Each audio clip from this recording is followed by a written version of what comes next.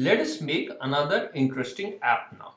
So what we want here is that the user should input a number, and when we click on the button double, the double of that number, or which means twice that number, is printed below.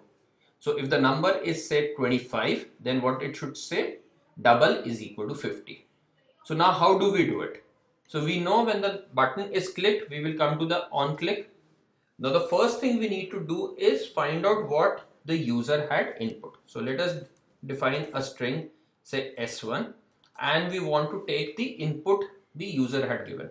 So the input was given in this field input1, which is a component. So how do we get it? So input1 dot get text dot to string. So now with this is the standard way in which we will be able to get the input the user had given. Now what do we want to do? This is a string, so we want to convert it into a number. So let's say int num1 is equal to integer dot parse int s1. So now what this will convert? It will convert the string s1 into an integer or a number. Now what do we want to do? We want to double it. So let's declare another number num2, which is equal to 2 into num1. So now num2 is twice of num1, and what do we want to do now? We now want to display num2. So remember, how do we display? tview dot set text, and this is an integer or a number. So what do we do here? So we will say integer dot to string, and we will give it num2. So with this we would have displayed num2.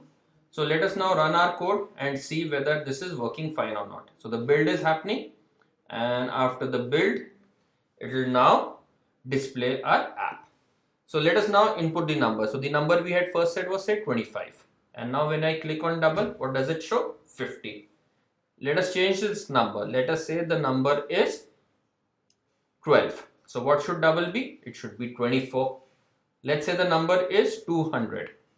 Double will be 400. So we have successfully been able to do it. Let's go back to the code. What are the 4 steps we followed? First, we took input from the input view. Then we converted it into a number. Then we doubled that number, and we finally showed it on the screen.